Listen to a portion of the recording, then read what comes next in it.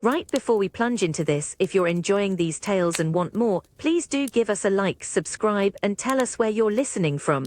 Are you tucked up in a warm flat in Manchester, or perhaps commuting on a blustery London morning? Because right now you are most certainly not there. The year is 1888, and the first thing that truly strikes you, pulling you violently from whatever slumber held you captive, is the smell. It's an acrid, cloying assault, a thick shroud of damp coal smoke that catches in your throat, tasting like ash and iron. Beneath that, an even deeper, more persistent scent. Wet, heavy wool, long since dried and redampened countless times, mingling with the faint, almost metallic tang of something vaguely unpleasant you can't quite identify. It's the smell of a forgotten corner, of cold hearths and perpetually grey skies. You stir, a rough, coarse fabric scratching against your cheek. Your eyes, gritty and slow, reluctantly peel open, battling against an oppressive gloom. It's a room, you think, or at least some semblance of one, though it's bathed in such a watery, begrimed light that shapes are indistinct. A single window, obscured by a thick film of soot and condensation, offers only a weak, milky rectangle of the outside world. A bone-deep cold has settled into you, chilling the very marrow.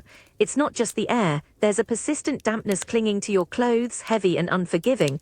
You feel the unfamiliar weight of thick, worn fabric against your skin, a scratchy, rough wool that seems to absorb the chill rather than repel it. You try to push yourself up, your muscles protesting, stiff and uncooperative.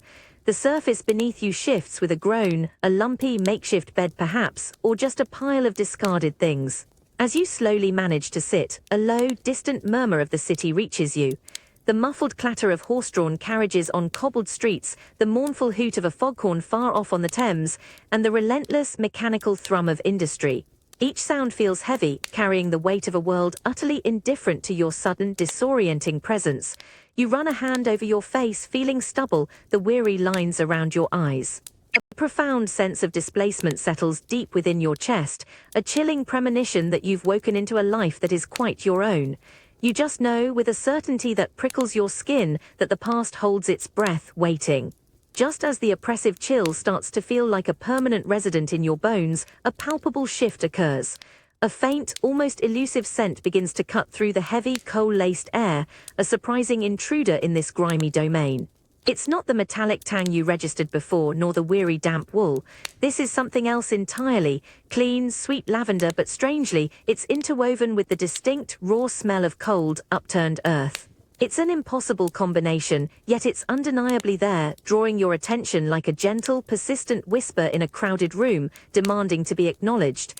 You push yourself fully upright from the lumpy, makeshift bed, the crude fabric beneath you sighing in protest. Your legs feel unsteady, leaden, as if they've been unused for days, but the odd, inviting scent acts as a strange, compelling magnet, pulling you forward. You take a tentative step across the uneven floorboards, then another, each movement causing a soft groan from beneath your worn boots. The room, still murky, starts to reveal itself in vague, unsettling outlines. A rickety table covered in dust, perhaps. A lone, hard chair draped with yet more rough, dark fabric. And that begrimed window, the sole source of the watery, grey light. You find yourself moving instinctively towards the window, compelled less by a sudden surge of curiosity about the outside world and more by the intensifying floral-earthy aroma. It seems stronger here near the cold pane, almost as if it's trying to escape or perhaps to pull you closer to something unseen. You press your palm flat against the glass, the deep chill instantly seeping into your flesh, a stark, uncomfortable contrast to the almost comforting, if utterly incongruous, scent now filling your nostrils. It feels like a breath from another place, another time, laid delicately over the ingrained grime of this immediate, oppressive existence. A gentle ghost of a memory, perhaps, or something more immediate. You peer intently through the smudged, opaque glass, trying to decipher the blurry street scene below. The incessant, muted chatter of the unseen city, the distant rumble of carts on cobbled streets, the mournful hoot of a foghorn far off on the Thames, all seem distant, muffled, almost unreal. But the lavender and cold earth scent, however, feels immediate, almost tactile, a phantom thread connecting you to something ethereal, something just beyond your grasp in this desolate landscape. It's both calming in its familiar sweetness and deeply unsettling in its utterly out-of-place nature, a beautiful fragrance blossoming in a dismal setting, a fleeting memory of a forgotten garden thriving in the heart of industrial grimness. It leaves you with a peculiar prickling sense of unease, a feeling that this delicate, anachronistic aroma isn't merely a trick of your tired senses, but a silent, lingering echo of a presence you can't quite see. Some things, you realize, like certain scents, defy the rigid boundaries of time, stubbornly persisting long after their tangible source has irrevocably faded, a quiet haunting of the air itself. The oppressive gloom that clung to the room begins to recede, not with the gentle advance of dawn but with a stark, artificial brilliance. You hear it first, a soft, insistent asterisk hiss that cuts through the muffled city murmur, a steady sigh of escaping pressure. Then a sudden, blossoming glow.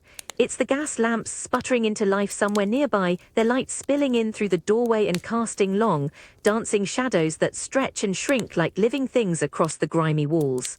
The light isn't warm and golden like a fire, nor bright and clean like the sun. It's a sickly, yellow-orange flicker, wavering and casting strange, distorted forms from the mundane objects around you. You push yourself to your feet once more, your worn boots scuffing against the floorboards, drawn by the sudden dramatic shift in illumination. The air, already thick with coal and damp, now carries a faint, almost metallic tang, the subtle, unmistakable smell of gas barely contained, lending an edge to the atmosphere. It's an odor of raw energy, controlled yet always threatening to overwhelm. As you step towards the doorway, towards the source of this new, buzzing light, you notice the contours of the room become sharper, yet no less unsettling. Dust motes previously invisible now dance frantically in the amber beams, making the air seem alive, agitated. The hallway beyond is a narrow, claustrophobic tunnel, lined with dark, peeling wallpaper that shows faded patterns you can't quite discern. And there they are, a cluster of gas lamps, mounted high on the wall, their small, incandescent mantles burning with a fierce, almost angry intensity. You feel the radiating heat from them immediately, a localized warmth that struggles against the pervasive, bone-deep cold of the building. It's an odd sensation, that intense, pinpointed warmth against the general chill that still envelops you. You instinctively reach out a hand, not quite touching the glass, but feeling the fierce heat ripple against your palm, a stark reminder of the energy trapped within. The hiss of the gas is louder here, a constant low whisper in your ears, almost like a presence, an unheard voice murmuring secrets from the very walls. The shadows thrown by the lamps are deeper too, swallowing corners, making doorways into gaping black mouths, and turning simple coat hooks into menacing, claw-like protrusions. The light, for all its intensity, doesn't truly banish the darkness, it merely pushes it back, making it gather in more menacing, concentrated pockets. You feel a peculiar duality. The relief of being able to see, yet an intensified apprehension about what these stark, unnatural shadows might be hiding. It's as if this artificial illumination reveals more than it truly illuminates, showing you the harsh edges of a world, and perhaps a past that prefers to keep its true nature veiled. You're illuminated, yes, but no less lost in the stark, flickering heart of it all. You've just accustomed yourself to the low, perpetual hiss of the gas lamps, that mechanical sigh that underpins every other muffled city sound. Then, from somewhere deep within the shadows that the gaslight struggles to reach, you hear it. Not a bang, not a whisper, not a creak of old wood, but a single, impossibly pure note. It's high and clear like a delicate chime held for a moment, then gone. It cuts through the industrial drone and the constant hiss with an unsettling precision, a sudden jewel of sound dropped into a muddy puddle. You freeze, your breath catching in your throat. Your head tilts instinctively, your eyes darting around the narrow, gloom-filled hallway. The peeling wallpaper, the dark, stained floorboards, the shadowy recesses, everything seems to absorb the gaslight, leaving no obvious place for such a vibrant sound to emanate from. There's no instrument, no bell, no apparent source for this solitary, perfect tone. It feels impossibly distant, yet simultaneously right beside you, a trick of the acoustics perhaps, or something far more unsettling. The gas lamps continue their insistent hiss, their sickly yellow glow casting agitated shadows that dance and writhe as if restless. You find yourself holding utterly still, straining your ears, almost willing the sound to repeat itself. Your skin prickles with a strange mix of apprehension and an undeniable curiosity. Where did it come from? Was it a trick of the mind, a lingering echo from some forgotten melody? But it felt too real, too sharp, too deliberate to be merely imagined. Then, just as the silence threatens to stretch into unbearable tension, it comes again, this time a short, gentle phrase. 2, maybe 3 notes strung together in a simple, almost childlike tune. It's undeniably musical, soft and lilting, and it seems to emanate from an empty corner just ahead, where the hallway takes a sharp, dark turn. There's nothing there but gloom, a patch of deeper shadow that the gaslight simply cannot penetrate. You find yourself taking a slow, hesitant step forward, your boots barely whispering against the floor. The chill in the air seems to deepen around that corner, a cold spot that carries the faintest, almost imperceptible echo of the lavender and cold earth you noticed earlier. The tiny spectral melody, like a fragment of a forgotten lullaby, seems to beckon you, promising something ethereal in the heart of the gloom, a soft, beautiful voice in a world of harsh, mechanical whispers. It's a sound that both soothes and terrifies, a poignant reminder that even in the bleakest corners, beauty can manifest, and sometimes, that beauty carries with it a profound, chilling mystery. As you stand there lingering on the edge of that dark musical corner, a profound shift occurs, not in the room around you but deep within your own body. It's a sudden, almost suffocating pressure that wraps around your torso, constricting your diaphragm, making each breath a conscious effort. It feels as though an invisible band of iron has been cinched tight around your ribs, forcing your shoulders back, pulling your spine into an unnaturally rigid line. This isn't merely the weight of unfamiliar clothes. This is a deliberate, relentless squeeze, an architectural constraint that feels designed to reshape you. You automatically try to take a deep, expansive breath, but it's cut short, shallow, and unsatisfying. The fabric of your rough, worn jacket, or perhaps a layer beneath it, chafes against your skin, particularly around your waist and ribs, pressing inwards with unyielding force. Your posture feels entirely alien, upright, and unyielding, almost as if you're being held by unseen strings, your movements becoming stiff, hesitant, a careful dance around this internal cage. A faint, almost dizzying lightness washes over you, a subtle disorientation brought on by the altered breathing and the sheer physical imposition. And then, as if to amplify this new internal sensation, the external world drops into an unnerving silence. The persistent low hiss of the gas lamps, which had become a comforting if unsettling constant, suddenly vanishes. The distant, muffled thrum of the city, the mournful hoot of the foghorn, all of it dissipates, swallowed by an abrupt, profound quiet. It's not the silence of an empty room, but a heavier, more active absence of sound, a silence that seems to press in on you, thick and absorbent. You stand there, utterly still, acutely aware of the constrained beat of your own heart, the only sound now your own shallow, measured breaths. The absence of noise is absolute, a stark, almost painful contrast to the busy, oppressive soundtrack of Victorian London you'd just started to acknowledge. This new quiet feels deliberate. It's as if the world has chosen this precise moment, as you grapple with the strange, unyielding embrace of your clothing, to fall utterly mute. You find yourself listening, straining, but there's nothing. Just the internal thrum of your blood, the persistent, uncomfortable pressure against your ribs, and the heavy, expectant quality of the silence. It's a moment of profound isolation, where the only sensations are those imposed upon your own body and the unnerving emptiness of the world around you. You realize with a chilling certainty that some forms of captivity aren't just about locks and walls. They're about what you're forced to wear, and the profound, isolating silence that falls when the world outside simply ceases to respond. The profound, heavy silence that had swallowed the hallway whole is abruptly, jarringly shattered. It's a rhythmic, almost comforting sound, yet in this desolate context, it sends an undeniable shiver tracing its way down the length of your spine. The soft, insistent asterisk creak of a rocking chair. It's an old, familiar sound, one that usually conjures images of warmth and quiet domesticity, a grandparent's lap, a child's gentle sleep. But here, in this oppressive gaslit darkness, it's infused with an unnerving, almost predatory quality. The sound emerges from the very corner you were just approaching, that patch of deeper shadow where you'd previously heard those ethereal, fleeting musical notes. You stand utterly still, every muscle tensed, the suddenness of it making your breath catch shallow and sharp in your throat. The constricting embrace of the corset, or whatever stiff garment clings to your torso, suddenly feels tighter, amplifying the frantic, uneasy beat of your heart against your ribs. Your eyes, now wide and straining, attempt to pierce the impenetrable gloom of that corner, but the gaslight, for all its flickering intensity, simply cannot reach it. It's as if that patch of darkness actively repels the light, holding its secrets close, hoarding them against any intrusion. The rocking continues, a steady, deliberate rhythm, creak, creak, creak, creak, a slow, measured cadence that speaks of unseen momentum, of a chair moving without a hand to guide its worn wooden frame, without a living body to settle into its hollowed seat. A faint, almost ghostly echo of that lavender and cold earth scent, the one that's been subtly haunting your senses, seems to intensify around the very source of this peculiar sound.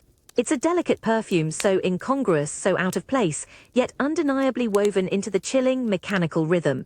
This bizarre contradiction, this sweet, natural aroma accompanying such an unnatural, solitary motion, prickles at your skin, raising goosebumps despite the pervasive chill. You take a tentative step forward, then another, your worn boots barely whispering against the grimy floorboards. Each creak seems to draw you in, a macabre lullaby played on unseen strings, pulling you deeper into the building's heavy, expectant atmosphere. You reach the very threshold of the dark corner, peering intently into the inky blackness. There's nothing visible there, no shape, no form, no discernible object, just the absolute absence of light and the unwavering, spectral rhythm. Yet the sound is undeniably present, emanating with stark clarity from the precise center of that empty space, a persistent, unsettling punctuation in the heavy silence. It feels like a silent observer, rocking patiently, steadily, an unseen presence asserting its dominion over the emptiness.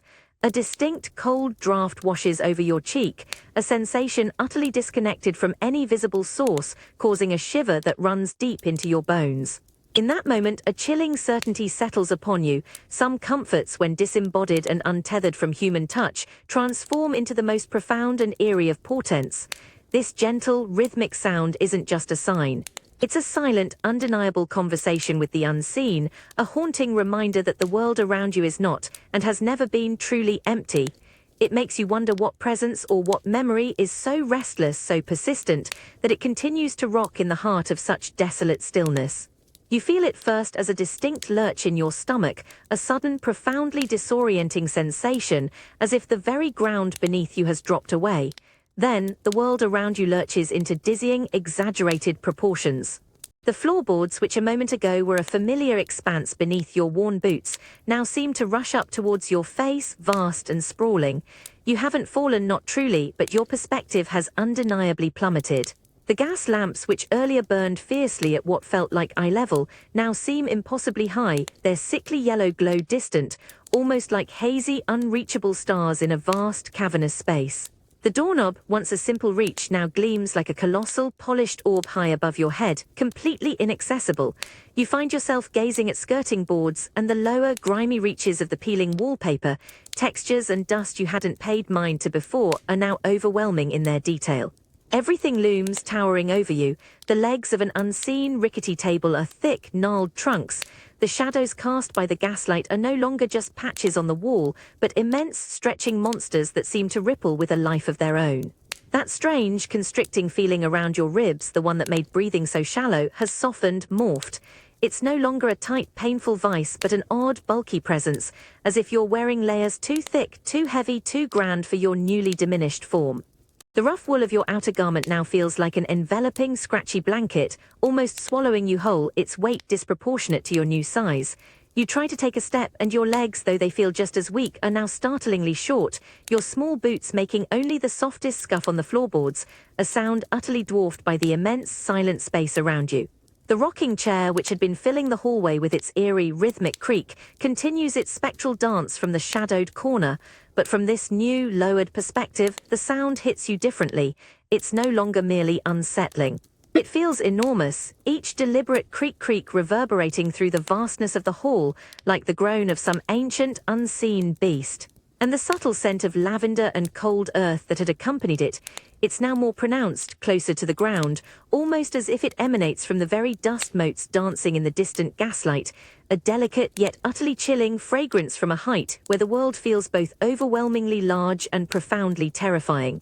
You are unequivocally seeing this desolate, haunted world through the innocent, vulnerable eyes of a child, trapped in a scale that makes everything, even the air itself, feel heavy with unseen possibility and lurking threat. It makes you feel very, very small and entirely alone. The colossal, unsettling asterisk creak creak of the rocking chair continues its spectral rhythm, echoing through the cavernous hallway. From your new, diminished height, the sound seems to vibrate through the very floorboards beneath your small, clumsy boots, pulling you forward with an irresistible, terrifying curiosity. And as you stumble closer, crawling on hands and knees towards that impenetrable patch of shadow where the sound emanates, a new sensation washes over you, far more intense and localized than the general chill of the house. A deep, profound cold. It's not merely the damp, bone-aching cold of the building. This is an active, focused chill, a pocket of frozen air that seems to radiate outwards from the very heart of the gloom. You push yourself forward, your small hands brushing against the rough, cold timber of the floor. The air around you grows noticeably colder with every inch you crawl, until it feels like you're entering a personal, freezing chamber within the already frigid hall. Your breath, shallow and quick in your constricted chest, condenses visibly in the sudden, sharp iciness. The sickly yellow light from the distant gas lamp struggles to reach this corner, but as your eyes adjust to the intensified gloom, a shape slowly, eerily, resolves itself from the deepest shadows. It's a cradle, an old wooden one, simple in its design, dark with age, and it is rocking gently, persistently, in perfect synchronicity with the creak-creak sound that has been drawing you here. There's no one there, no visible hand to guide its motion, no weight within its confines, yet it sways with a rhythmic, almost meditative grace. The profound cold, you realize, originates entirely from this small, empty vessel. It's an unnatural cold, distinct and pervasive, clinging to the wood, radiating from its empty interior like a tiny, frozen heart. You reach out a tentative, small hand, your fingers trembling slightly. As you hover your palm over the space just above the cradle, the cold intensifies to a palpable, aching sting, so acute it feels almost wet, like plunging your hand into icy water. Yet within this extreme cold, you also detect the faint, ethereal trace of lavender and cold earth, that impossible, sweet, haunting aroma clinging to the chilling air directly above the empty cradle. It's a scent that should comfort, yet here it only amplifies the profound, unsettling mystery. You pull your hand back quickly, a shiver running through your small frame. The juxtaposition is jarring. A symbol of innocence and warmth, now a locus of profound, inexplicable cold, accompanied by a phantom fragrance. You understand with a child's stark clarity that some spaces, some objects retain an echo of what they once held, a lingering cold touch and a silent, scented memory long after their occupants have vanished. The taste hits you with an appalling, almost violent bitterness. It's a sharp, medicinal assault that instantly coats your tongue, forcing a visceral gag reaction from deep within your small chest. You feel a cold, metallic rim press against your lips, a firm hand gently but insistently tilting your head back. The thick, syrupy liquid rolls down your throat, leaving a burning trail, a profoundly unpleasant warmth that contradicts the pervasive chill of the room. It's an unfamiliar, suffocating flavor, dense with the unmistakable tang of alcohol and something darkly herbaceous. A wave of dizziness washes over you, heavy and cloying. The rocking chair's rhythmic creak-creak asterisk, which had felt so enormous moments ago, now seems to recede, dulling at the edges of your perception. The looming shadows of the hallway don't vanish, but they become indistinct, softer, losing their sharp, menacing contours. Your small body feels oddly heavy, anchored, as if the bitter draught has infused your very bones with lead. The frantic edge of unease, that prickling sense of being utterly out of place and vulnerable, begins to soften, to dissolve into a thick, hazy calm. You try to focus, to cling to the memory of the empty cradle, the inexplicable cold spot, but even these recent vivid sensations are blurring, losing their intensity. A pervasive drowsiness pulls at your eyelids, a heavy blanket descending over your thoughts. This enforced tranquility, this sudden bitter peace feels profoundly unnatural. It's not the gentle slumber of a tired child, but a chemically induced stillness, a quiet suppression of whatever anxieties, whatever hysteria might have been bubbling within. The world doesn't grow clearer, it simply grows distant, muted, as if observed through a thick, distorting veil. You're not escaping the unsettling reality, you're merely being forced to sit quietly within it, made inert by a bitter dose of artificial calm. The bitter, cloying residue of the laudanum still coats your tongue, thick and persistent, blurring the edges of your thoughts. The world, already distant, now feels impossibly soft, a muted tapestry of indistinct forms and hushed sounds. It's through this haze that you first perceive them, not the sharp clarity of direct speech, but the low, furtive murmur of voices. They drift in from somewhere beyond your immediate hazy periphery, a rhythmic hum of hushed conversation, punctuated by uneasy pauses and quick, sharp intakes of breath. You're too small, too drowsy to fully comprehend, but the tone asterisk is unmistakable, a thread of fear, of hushed reverence, woven into every syllable. You feel a gentle shift, a slight sway, as if you're being held, perhaps carried, though the sensation is diffuse, dreamlike. From this low vantage point, the voices seem to emanate from above you, from towering figures whose faces remain indistinct, blurred by the drug and the perpetual gloom. You strain, battling against the heavy pull of the laudanum, trying to latch onto specific words, to piece together meaning from the drifting fragments. You catch snippets like feathers on a breeze. Heard it again. That child, the lullaby, empty. Each half-heard phrase sends a tiny, icy prickle through your dulled senses, a momentary jolt of apprehension that the laudanum struggles to suppress. The rhythm of the rocking chair, which had been so powerfully present, is now subsumed by these whispers. It's as if the human voices are speaking of the rocking, of asterisk the song, rather than allowing you to experience it directly. You can almost feel the weight of their collective fear, their shared superstition, settling like a heavy shroud over the house, palpable even through your chemically altered state. The faint, sweet scent of lavender and cold earth, that impossible haunting perfume, seems to weave itself into the very fabric of their hushed words, a subtle, ethereal counterpoint to their earthly dread. It's there just at the edge of your perception, a delicate, chilling fragrance that accompanies their unspoken anxieties. You try to turn your head to locate the source of the whispers more precisely, but your body feels sluggish, heavy, resisting your will. You catch a glimpse of dark, rough fabric, a skirt perhaps, or a servant's apron moving past, then another, their movements furtive, quick, as if they are eager to escape the very air they are speaking within. Their faces, if you could only focus on them, would surely show the stark lines of worry, the shadowed apprehension.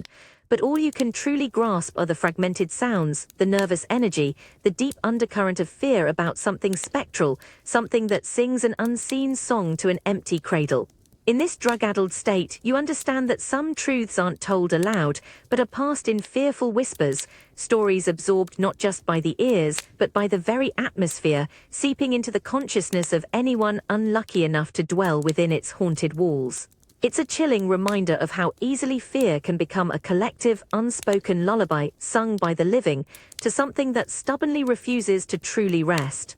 Even through the thick, syrupy haze of the laudanum, through the dull ache in your small limbs and the gentle sway of whatever unseen hands still cradle you, you become aware of it. It's a sound that doesn't originate from a single point, but seems to rise from the very foundations of the building, a deep, pervasive groan asterisk.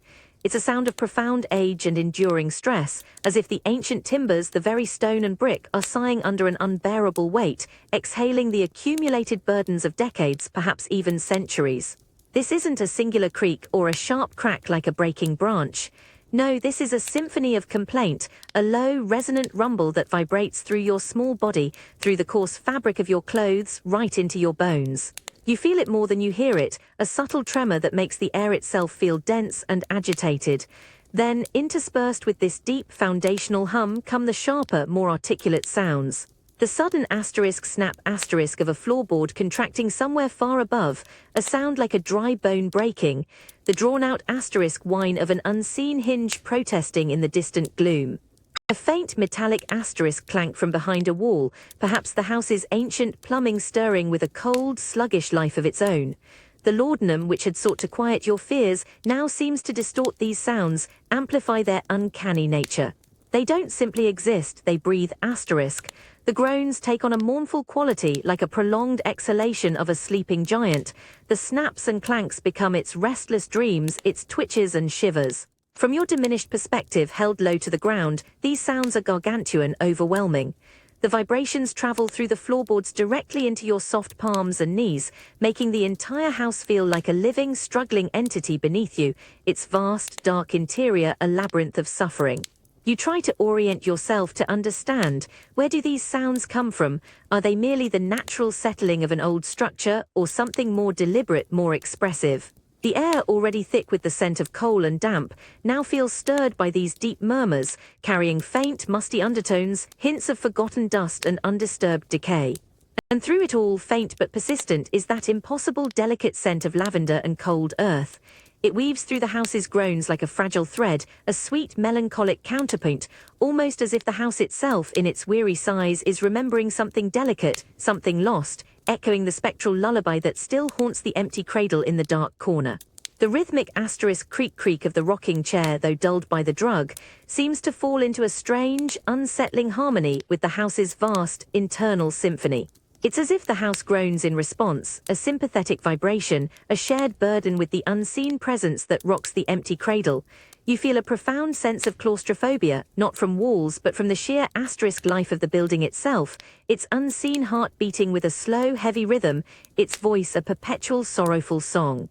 It's a testament to how the passage of time can imbue inanimate objects with a profound, almost human pathos, turning a mere dwelling into a watchful, suffering witness. Its every groan a whispered lament for the past it relentlessly holds within its ancient, groaning walls. You are not just inside a house, you are inside a colossal, struggling memory, and its complaints are growing louder. Just as the house's mournful groans seem to echo deep within your drug-addled skull, a new sensation jolts you with startling clarity. It's a touch, sudden and shockingly cold, against the side of your cheek. Smooth, unyielding, and utterly lifeless, it feels like the surface of old, chilled porcelain. The contact is firm, almost caressing, but utterly devoid of warmth, sending a sharp, icy prickle through your skin that slices through the laudanum's dulling haze like a razor. You flinch, a sudden, involuntary jerk of your small head attempting to pull away, but the cold lingers, a persistent ghost on your skin, even after the contact is gone. Your eyes, heavy-lidded and slow, struggle to focus. Through the blurry, gaslit gloom, you dimly perceive a small, pale shape withdrawing from your face. It's too indistinct to be human, too rigid, too still. The surface you felt was hard, smooth, with a delicate, painted feel, like a child's doll. But a doll cannot move, cannot touch, not on its own. The house's symphony of groans seems to hold its breath for a fleeting moment, a brief, hushed pause in its centuries-long lament. Then a faint metallic asterisk clink echoes from just beside you, a sound so tiny, so delicate, it could almost be the subtle shifting of painted joints. And with it, a sudden, intense burst of that impossible scent. Lavender and cold earth, now sharp and potent, as if exhaled from the very object that touched you. It's a smell that both attracts and repels, sweet and chilling all at once, clinging to the frosty air that now surrounds your cheek. A profound sense of dread, raw and visceral, cuts through the sedative fog. Your small heart hammers against your ribs, a frantic drumbeat demanding attention. You realize with chilling clarity that some things are not meant to move, not meant to feel cold, not meant to touch. And when they do, it's a violation of the natural order, a quiet, deliberate assertion of something profoundly, eerily alive within the inanimate.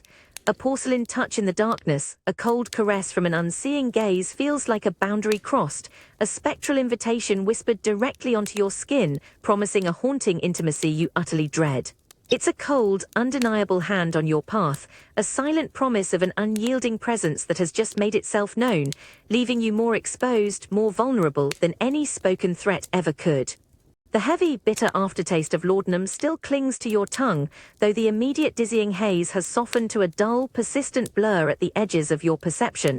A new, equally potent sensory assault takes its place, enveloping you in a cloud of cloying sweetness.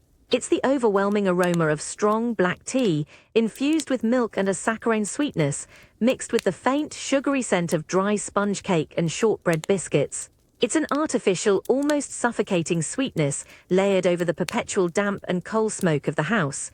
You are no longer in the gloomy hall, but seated, almost imprisoned, at a heavy, polished mahogany table. Your small hands rest stiffly on your lap, dwarfed by the pristine white tablecloth. The stiff, unfamiliar dress you wear, with its rough wool and constricting bodice, feels oddly formal, suffocating. Around you, dim shapes resolve into tall, imposing figures, adults, their faces indistinct in the gaslight, but their postures rigid, their movements precise, almost ritualistic.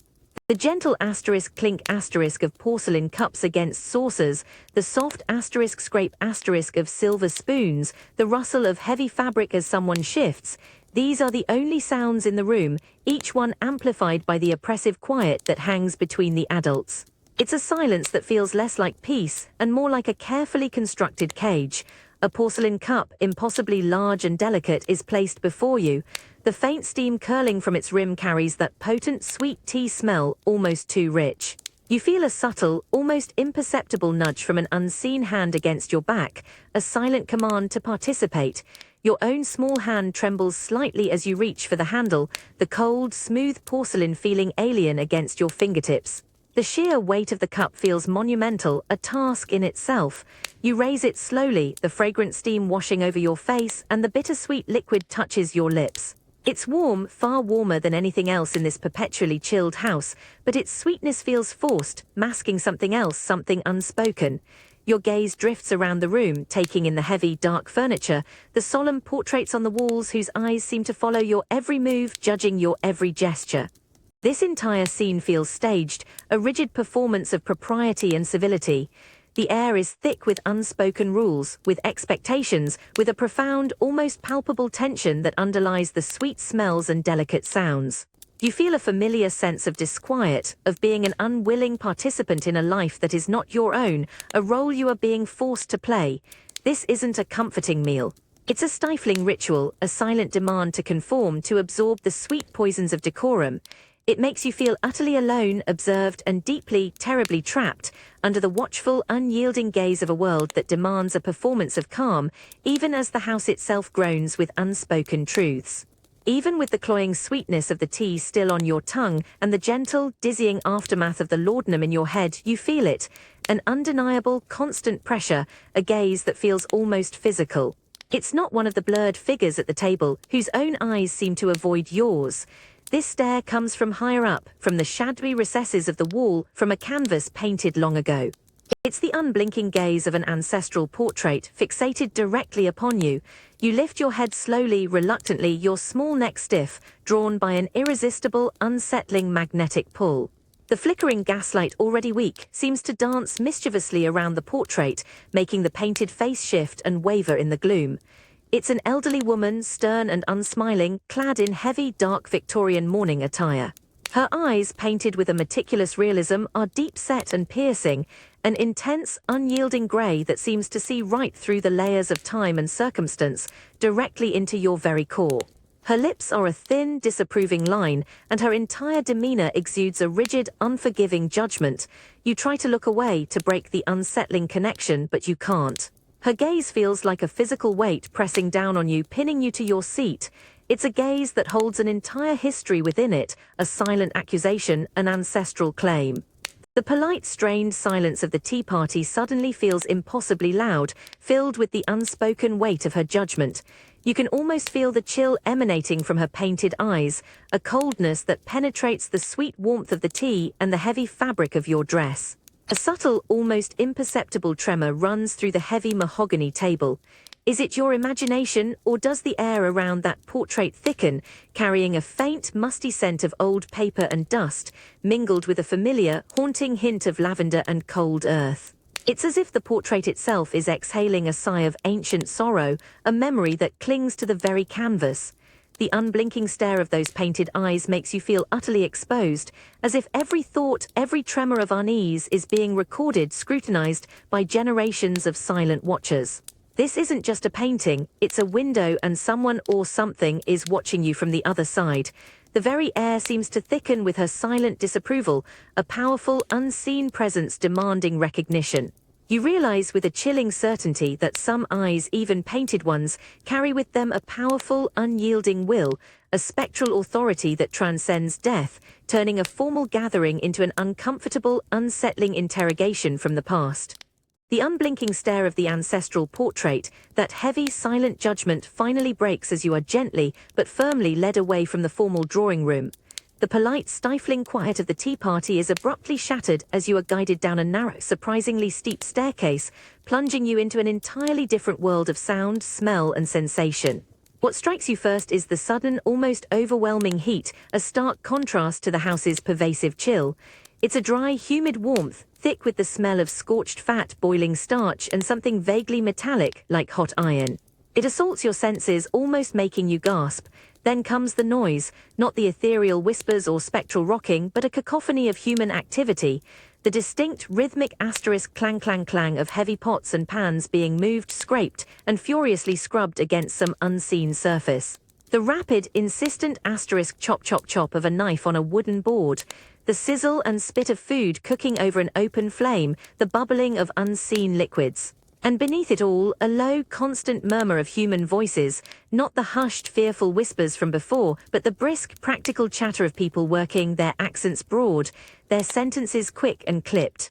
The air here feels heavy, almost suffocating, not just with heat and smells, but with the sheer industriousness of it all. You can feel the warmth radiating from unseen ovens, from immense smoking ranges that must line the walls. Your stiff formal dress suddenly feels utterly out of place here, too delicate for this raw, bustling energy. Your small, restricted lungs struggle to draw in the dense air, laden as it is with steam and the sharp, hot tang of cooking. You catch glimpses of hurried movement, dark, practical uniforms, quick hands, bent backs. The light here is brighter, fiercer than the gas lamps upstairs, a harsher, more utilitarian glow, probably from numerous gas jets, or perhaps even an open fire, casting dancing, exaggerated shadows that move with the frantic energy of the workers. You're being guided through a maze of dimly lit passages, the sounds and smells intensifying with every step. The clamour builds to a crescendo, a vibrant, living hum that feels utterly grounded in the present, a complete antidote to the spectral quiet above stairs. Here there's no time for ghosts, no space for lingering memories, only the urgent, undeniable demands of the moment, the relentless rhythm of labour. You feel a strange sense of both relief and disorientation. Relief from the oppressive silence and unseen gazes, but disoriented by this sudden, immersive plunge into a world of raw, unvarnished human activity, where the house's complaints are drowned out by the vibrant, clanging symphony of its working heart. It's a reminder that beneath the refined facade, a hidden world toils, keeping the entire delicate structure running, a stark contrast between the haunted silence of the drawing rooms and the bustling, sweating reality below. You're now fully immersed in the clamour and heat of the servants' quarters, a world away from the chilling silence and polite tensions upstairs. The air still throbs with the ceaseless asterisk clang-clang of metal on metal, the hiss of steam, and the sharp, hot smells of cooking. You're swept along in the brisk current of scurrying figures, their quick footsteps echoing on the stone flags beneath your small boots. A burly scullery maid, her face flushed from the heat of the ovens, brushes past, a bucket of steaming water sloshing precariously. Her movements are efficient, practiced, but as her gaze flickers towards a particularly deep, shadow-draped archway, her jaw tightens almost imperceptibly, a fleeting tension in her shoulders. She moves faster as if to outrun something unseen. You observe these rapid, subtle shifts. It's not a dramatic pause or an open look of terror, but a collection of tiny, almost imperceptible tells. The way a young housemaid carefully carrying a tray of polished silver suddenly tightens her grip, knuckles whitening, as a faint, distant whisper of wind seems to weave through the heated air, a whisper almost too soft to register above the kitchen's din. She glances sharply over her shoulder, her eyes wide before forcing herself back to her task, a forced composure settling over her features like a mask. You feel a momentary chilling draft pass over your skin, utterly out of place in this stifling heat, and for a fleeting second that impossible sweet aroma of lavender and cold earth seems to mingle with the robust smells of roasted meat and boiling vegetables. The older cook, a formidable woman with flour-dusted hands and a perpetually stern expression, catches your eye. Her gaze holds for a moment, not with the cold judgment of the ancestral portrait, but with something else entirely. A deep-seated weariness, a knowing apprehension, a flicker of shared understanding. Her lips, usually set in a grim line, soften for a fraction of a second, almost a silent warning. Then a quick shake of her head, a barely perceptible gesture, before she turns back to her steaming pots with renewed, almost frantic vigor. It's a silent plea, a warning to ignore what you might have seen, what you might have heard, to simply blend into the efficient rhythm of the house. You feel the urgency in their movements, the underlying current of nervous energy that seems to flow beneath the surface of their busy tasks. They keep their heads down, their hands moving with unwavering purpose, but their eyes are too quick, their shoulders too stiff, their breaths held just a moment too long. This isn't fear of reprimand from their masters, it's something far older, far deeper, woven into the very fabric of the house's walls. It's a collective, unspoken terror, a secret language exchanged in quick glances and hurried footsteps, a spectral burden carried by those who work in the shadows far from the gaslit parlours. They know the house breathes, they hear its hidden lullabies, and they fear what the masters cannot or choose not to see.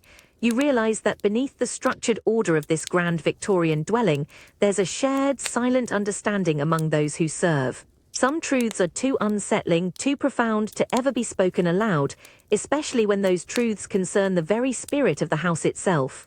The abrupt transition from the clamour and heat of the servants' quarters is jarring, almost dizzying. You're led, or perhaps carried, back upstairs, away from the bustling life below, into a profound, suffocating darkness. It's a darkness so complete, so absolute, that it feels less like an absence of light and more like a heavy velvet cloak dropped over your head. The air immediately shifts, growing colder, carrying with it a new, potent array of smells. The musty scent of ancient velvet and dusty lace, overlaid with the sharp, almost acrid tang of ozone, like the air after a distant lightning strike, and a faint, sweet, yet deeply unsettling perfume of wilting lilies. You find yourself seated, or rather perched, on a plush, high-backed chair, your small feet dangling far from the floor. You feel the unfamiliar softness of velvet beneath your small hands, and the subtle vibrations of other bodies seated around a large, circular table. A profound, unnatural silence descends, thicker and more expectant than anything you've experienced before. It's a silence filled with held breaths, with nervous anticipation, with the palpable tension of unspoken prayers. The deep, mournful groans of the house, which had been omnipresent, now seem to hold their breath, replaced by this deliberate, almost sacred quiet. Then, from somewhere across the table, a voice begins to speak. It's a low, resonant murmur, carefully modulated, intoning words you don't understand, yet they carry a strange, hypnotic rhythm. The sound feels heavy, laden with purpose, as if each syllable is imbued with a specific mystical intent. The air, already charged with static, seems to grow heavier, colder, pressing in on you. You try to pierce the absolute blackness to discern the faces of those around you, but they are mere silhouettes, deeper shadows within the consuming dark. Your small hands are gently but firmly taken, one on each side, by unseen fingers. The touch is both soft and strangely insistent, linking you to the other participants in this unseen ritual.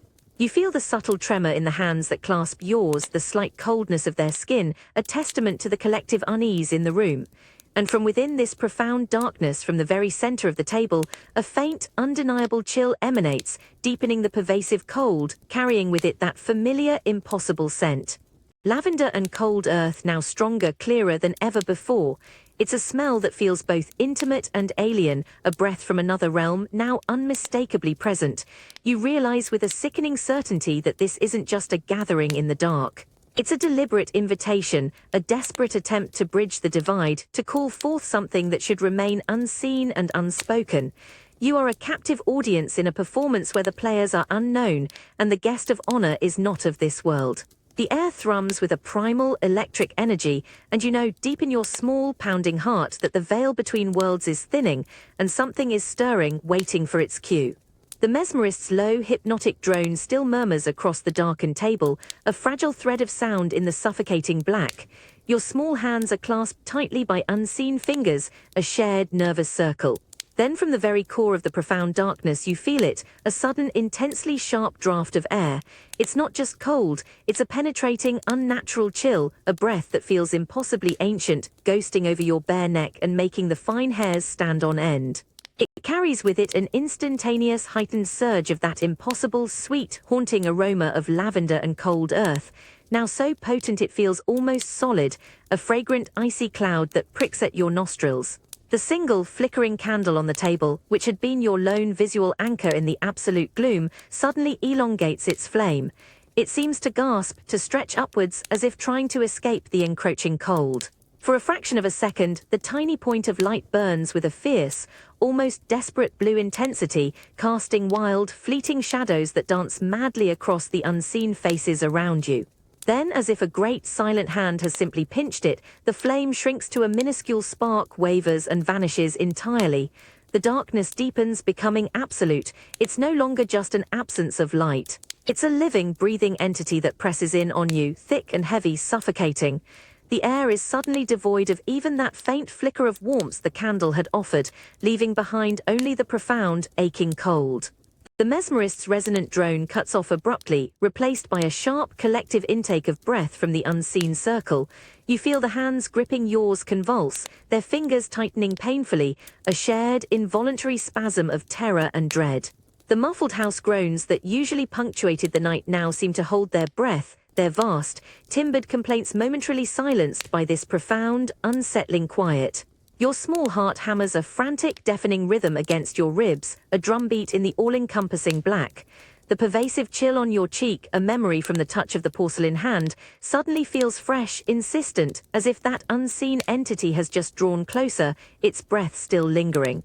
The cloying sweetness of the laudanum, which had sought to numb your senses, now feels like a betrayal, leaving you acutely, terribly vulnerable to the amplified horror of the unseen. You're lost in a sensory vacuum where sight is gone, touch is chilling, and the only certainty is the cold, fragrant air that surrounds you. This isn't merely the absence of light. It's the undeniable, terrifying presence of something that can command the very air, something that breathes with an impossible chill, extinguishing not just a flame, but hope in the all-consuming dark. You realize with a chilling certainty that penetrates even the residual haze of the sedative, that true fear isn't just about what you can see or imagine, but about what can manifest itself in the deepest, most profound darkness, unbidden and utterly chilling. It's the unsettling knowledge that the entities you've been trying to reach are not merely present, but have now made their chilling, fragrant presence undeniable, not through a whisper, but through the silent, cold command of the very air itself. You are no longer merely seeking the spectral has found you, extinguished your light, and now simply waits in the profound, crushing dark. The absolute suffocating darkness that swallowed the seance room is ripped away, not gradually, but in a sudden, blinding flash. It's accompanied by a sonic assault so profound, so utterly overwhelming, it feels like a physical blow to your small frame. The delicate, silent terror of the supernatural is instantly, brutally replaced by the deafening, relentless roar asterisk of the industrial city. It's a cacophony that drowns out thought, a churning, grinding, metallic scream of a million moving parts. You're no longer seated in plush silence, but jostled, propelled forward amidst a relentless tide of human bodies. The oppressive smells of the seance, lilies and ozone are obliterated by a new, acrid stench. Thick, oily soot that burns in your nostrils and stings your eyes, mingled with the metallic tang of coal smoke, hot ash, and the sickly sweet odor of burning refuse. The air itself feels thick, heavy, almost viscous with pollution, making each shallow breath a raw, rasping effort in your constricted chest. Your head swims, not from laudanum now, but from the sheer, unyielding assault on your senses. The ground beneath your small, worn boots vibrates constantly, a deep, resonant tremor that hums through your bones, making the very pavement seem alive with the pulse of machinery. You catch glimpses through the swirling grey haze, towering brick chimneys spewing endless plumes of black smoke into an already grim sky, immense, sooty buildings with countless windows like vacant, judging eyes. And a constant churning river of horse-drawn carts, their iron-shod wheels rattling deafeningly over cobbled streets, adding to the relentless din. Faces blur past, drawn, grimy eyes downcast, moving with a desperate, hurried purpose. They are ghosts of a different sort, living spectres in this harsh landscape, consumed by the ceaseless demands of industry. No one spares a glance, no one meets your eye. Each individual a solitary island in this overwhelming human tide. The cold, phantom touch of the porcelain hand, the haunting lullaby, the watchful portrait, they all feel impossibly distant now, relegated to a dream, eclipsed by the brutal, undeniable reality of this deafening, bustling metropolis. You feel a profound, dizzying sense of insignificance, a tiny, fragile leaf caught in a hurricane of relentless progress. The spectral fears of the house, while terrifying, had a certain intimacy, a focused dread. Here the terror is diffuse, immense, woven into the very fabric of the air, the ground, the very heartbeat of the city. You realize with a chilling certainty that some horrors don't need the quiet of the grave or the chill of the supernatural. They manifest in the overwhelming, grinding, and utterly deafening reality of the living world, a boundless, inescapable roar that can swallow all other anxieties whole. The ceaseless, grinding roar of the city, that suffocating symphony of industry, presses in. Your small body is jostled by the indifferent tide of humanity, lost. The air stings, thick with soot and the metallic tang of coal.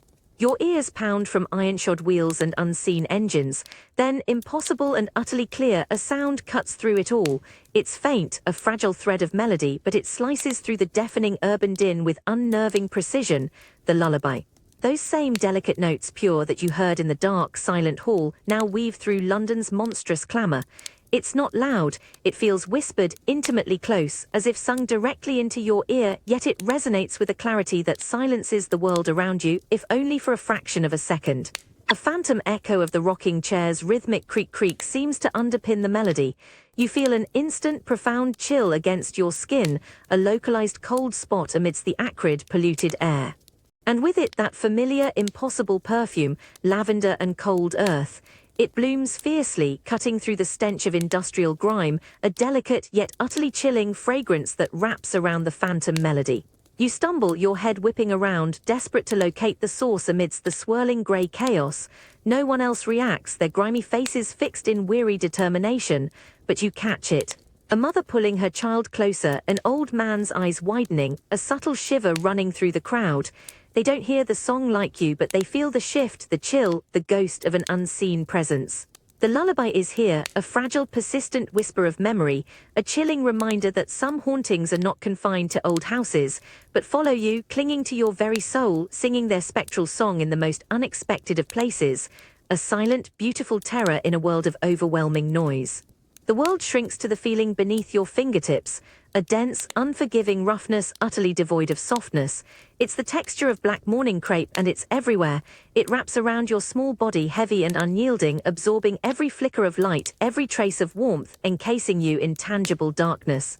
The fabric chafes your skin, a constant abrasive whisper lamenting its own existence. This isn't just cloth, it's a shroud woven with sorrow and uncompromising finality. The city's deafening roar vanishes, replaced by a profound, muffled quiet. This stillness isn't peaceful, it's heavy, expectant, as if the air holds its breath in collective grief. The unyielding material presses your chest, your throat, making each breath a conscious effort. The room, barely visible in filtered light, feels draped, swallowed by this oppressive black.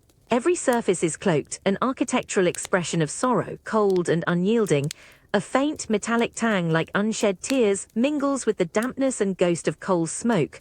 Through it all, barely perceptible, you catch a familiar wisp. That impossible scent of lavender and cold earth.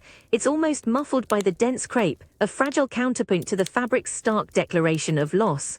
The air feels saturated with unspoken grief, with the weight of tradition. This isn't just clothing, it's a living monument to absence, a physical manifestation of mourning. This deep blackness feels less like a color and more like a state of being, pulling you deeper into its solemn, unyielding embrace. The oppressive weight of the black morning crepe feels like a physical manifestation of grief, constricting your small body. The room is steeped in a suffocating quiet, broken only by your shallow breaths and the faint rustle of the heavy fabric as you subtly shift. Your eyes, drawn by an unsettling stillness in the dimly lit corner, fixate on a small porcelain doll. It sits on a draped table, amidst a tableau of faded photographs and wilting flowers, a silent sentinel of sorrow. This doll isn't a cheerful plaything. It's dressed in an exact miniature replica of the mourning clothes you currently wear, black crepe, stiff and unyielding. Its porcelain face, usually smooth and unblemished, is marred by two distinct dark streaks running from its glass eyes down its pale cheeks. They are undeniably tear tracks, meticulously painted, glistening with an unsettling realism, as if caught mid-fall. The doll's eyes, fixed in a wide, unblinking stare, seem to hold a profound, inanimate grief, a silent lament captured in delicate ceramic. As you stare at its painted tears, a sudden sharp coldness washes over your face, exactly matching the path of the doll's sorrow. It's an icy, visceral touch, like actual tears, cold and unwelcome, tracing a parallel path on your own skin. The sensation is brief, yet intensely chilling, and it carries with it that distinctive, impossible scent of lavender and cold earth, now sharp and poignant, as if the doll itself is weeping this strange, fragrant chill into the quiet room. A tremor runs through your small frame, not just from the cold, but from the unsettling resonance between your experience and the doll's silent mourning. The rhythmic creak of the rocking chair, a sound you thought left behind in the dark hallway, seems to whisper from the doll's tiny, unmoving form, an echo woven into the fabric of its black crepe dress. You feel a profound, disturbing connection to this silent, weeping figure, as if its painted sorrow is a reflection of your own, or perhaps a premonition. The doll isn't just an object of remembrance. It's a vessel, a conduit for a grief so potent, so enduring that it leaks into the physical world, manifesting in painted tears and phantom chills. You realize with a sickening certainty that some sorrows refuse to be contained, overflowing from the inanimate, demanding to be felt, shared, and ultimately understood. It's a chilling reminder that grief in its deepest forms finds ways to persist, to manifest, becoming a silent, weeping echo of a tragedy that continues to demand its presence be known, even through the unblinking, painted eyes of a memorial doll. The oppressive solemnity of the mourning room, the unblinking stare of the doll and its cold tears, recedes as you are once again led through the house's labyrinthine passages. This time, however, the destination is entirely different, a stark contrast to the spectral silence you've grown accustomed to. You're ushered into a room thick with the distinct masculine smell of pipe tobacco, old leather, and ink, a pungent, earthy aroma that speaks of contemplation, of intellect, and perhaps of stubborn denial. It's a dry, almost dusty warmth here, a welcome relief from the house's pervasive chill, infused with the subtle, comforting scent of burning wood from a small, contained fire. The room is a study, dense with stacked books and overflowing papers. Light, still the sickly yellow of gas lamps, is nevertheless brighter here, focused, highlighting a heavy oak desk laden with ledgers, maps, and scientific instruments. A tall, imposing man sits hunched over the desk, his back to you, the heavy fabric of his tailored suit seeming to absorb the light. The quiet here is not the expectant silence of the seance, nor the heavy grief of the memorial room. It's a different kind of quiet, the focused, deliberate stillness of deep thought, punctuated by the soft asterisk rustle of turning pages, the almost imperceptible asterisk scratch of a pen on paper, and the occasional gentle asterisk puff as the man draws on his pipe. You're brought to a halt just inside the doorway, a small black-clad figure in this room of dark wood and darker thoughts. You watch the man's shoulders, rigid with concentration. His movements are precise, controlled, entirely devoid of the nervous energy that permeated the servants' quarters or the anxious tremors of the seance participants. He exudes an aura of unwavering reason, of logic applied with an almost religious fervor. He dismisses something with a wave of his hand, a sharp, decisive gesture, not even glancing your way, his attention entirely consumed by the papers before him. The heavy air in the study feels dense with accumulated knowledge, with facts and figures designed to order the chaotic world. It's a space where the supernatural, the unexplained, seems to be systematically excluded, or at the very least categorized and dismissed. The faintest trace of that impossible lavender and cold earth scent which has followed you relentlessly attempts to surface here, but it is quickly swallowed, suffocated by the robust, earthy notes of tobacco and intellect. It feels like a place where only the tangible, the provable, is allowed to exist, a fortress built against the encroaching shadows. You realize with a chilling certainty that some minds are so determined to grasp logic, to impose order, that they willingly blind themselves to the whispers of the unseen. This man, in his room of reason and smoke, is a bulwark against the spectral, a living testament to how thoroughly the human mind can wall itself off from the very things that cry out for attention in the shadows. His logic is a shield and a profound, solitary form of blindness. The man of logic, the master of this house, finally dismisses you with a curt, almost unseeing nod. The heavy oak door of his study clicks shut behind you, sealing you out. But it leaves him alone in that room, thick with the scent of pipe tobacco and old leather, surrounded by his towering books and meticulously organized papers. The gas lamps still burn with a steady, yellowish glow, illuminating his focused, rigid posture over the desk. The only sounds are the precise scratch of his pen, the soft asterisk rustle of turning pages, and the measured asterisk puff asterisk of his pipe. It is a bastion of reason, a world entirely contained by the tangible.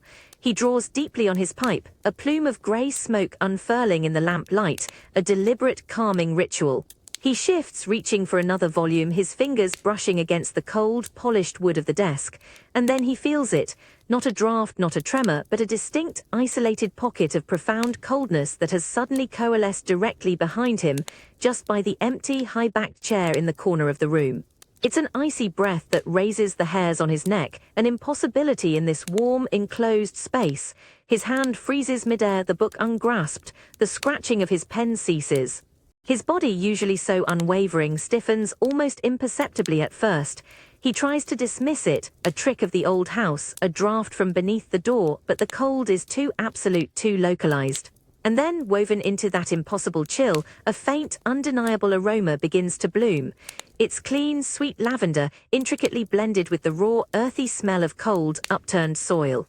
It's the very scent you've come to know, the one that defies all logic, now clinging to the air in his ordered, rational study. His brow furrows, a flicker of irritation, then confusion, crossing his usually impassive face. He slowly, deliberately turns his head, his gaze sweeping over the books, the heavy drapes, searching for a source and explanation.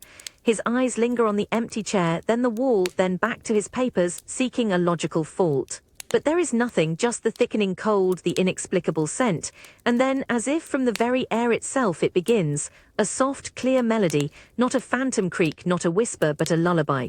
Those same delicate notes you heard in the dark hall, now weaving through the silence of his study. It's gentle, almost ethereal, yet it cuts through the very fabric of his ordered world with a precision that defies every rule he knows. His pipe, forgotten, clatters softly to the desk. His hands clench, white-knuckled on the edge of the polished wood. His head tilts not in dismissal, but in involuntary, unnerved attention. The unwavering resolve in his eyes falters, replaced by a dawning, unwelcome understanding. The silence of his study, once a testament to his control, now feels heavy with an unseen presence, a profound, chilling testimony. He closes his eyes as if to banish the sound, to reassert his logic, but the melody persists, growing clearer, more insistent, a gentle, sorrowful, spectral song sung in his very ears. This man, so determined to prove only what the eye could see and the mind could explain, is now alone with the undeniable, intangible truth. His fortress of reason crumbles, not with a bang, but with the haunting, beautiful notes of a lullaby. The profound, unsettling truth, he realizes with a chilling certainty, isn't always something you can measure or categorize.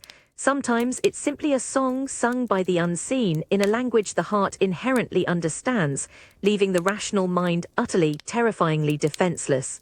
The comforting familiarity of the study, the scent of tobacco, the rustle of papers, the quiet certainty of logic, all of it is violently ripped away. Your eyes snap open, battling against a sudden, blinding glare.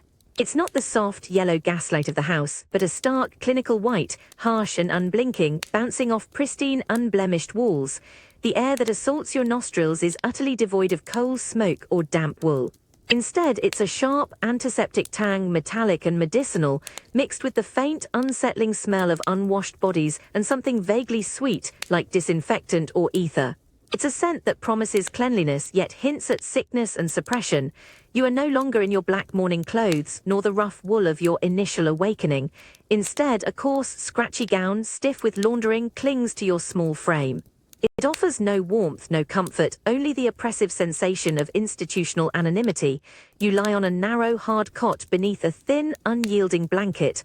The sounds here are entirely new, a chilling tapestry of human suffering and sterile order. The rhythmic asterisk clink clink clink asterisk of keys against a heavy belt, approaching and receding, the soft but distinct thud of a heavy door closing and locking. And then from somewhere close by, a low, persistent moaning, the soft whimper of a troubled mind, and the sudden, chilling burst of unhinged laughter, sharp and desolate, that echoes unnervingly down the long, bare corridor. The walls surrounding you are stark white, utterly bare, devoid of any comfort or distraction. The floor is cold, hard flagstone reflecting the harsh light. There are no shadows to hide in here, no warm corners to retreat to. The light itself feels like an intrusion, a relentless, unblinking eye that scrutinizes your every breath, your every movement. You feel profoundly exposed, stripped bare of any defense. The omnipresent cold of the house, which had been a constant companion, is replaced by a different kind of chill, an emotional coldness, a pervasive sense of isolation and vulnerability. You try to sit up, but your limbs feel sluggish, heavy, as if infused with a leaden lethargy. Your mind, too, is foggy, slow to grasp the brutal reality of your surroundings. The phantom scent of lavender and cold earth, which had haunted you through every transition, is utterly absent here, suffocated by the overpowering antiseptic fumes. This is a place designed to erase, to sterilize, to silence. It's a terror far more visceral than any ghost, for here the horror is tangible, institutional, and inescapable. You are trapped in a world where sanity is a commodity, and the loudest cries are simply echoes of despair.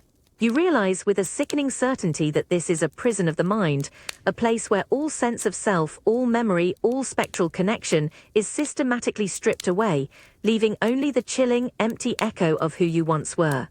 The harsh, clinical glare of the asylum, the pervasive antiseptic stench, the disquieting symphony of moans and distant laughter, it all presses in on you, a relentless assault on your senses. Your small body, clad in the rough institutional gown, feels utterly defenseless on the narrow cot. You try to force your sluggish mind to make sense of this new, terrifying reality, to cling to some memory of who you are or where you belong. Then, through the cacophony of madness and sterile quiet, from a cell just across the stark, white corridor, a fragile sound emerges. It's a low hum, at first barely distinguishable from the general murmur of the institution. But then it resolves itself unmistakably. It's the lullaby, the same delicate, spectral tune you heard in the haunted house, the one that cut through the city's roar, now sung softly, mournfully by another voice. It's a woman's voice, fragile and broken, yet the notes are perfect, hauntingly familiar, weaving through the cold, antiseptic air with an impossible purity. Your breath catches in your throat, a sharp gasp against the harsh fabric of your gown. Your mind, which had been so foggy, so resigned to this new terror, suddenly snaps into a terrifying clarity. The song is real. It's not a hallucination, not a trick of a traumatized mind, because someone else knows it. Someone else, confined within these same sterile walls, has heard it too, absorbed it, and is now giving it voice. The implications are chilling, profound. You strain against the thin blanket, pushing yourself up on your elbows, your eyes, wide and frantic, darting towards the door of the opposite cell. You can't see the singer, only the heavy, locked door, identical to your own. But the melody flows through it, filling the space between you, a silent, powerful bond in this place of isolation. The rocking chair's rhythmic creak-creak, a phantom echo you've felt so many times, seems to vibrate in the very air around the sung notes, a subtle, unsettling counterpoint. And with the tune, that impossible ethereal scent of lavender and cold earth, utterly absent moments ago, now subtly permeates the antiseptic air, a ghost of a fragrance, undeniable and poignant, clinging to the sad, beautiful notes.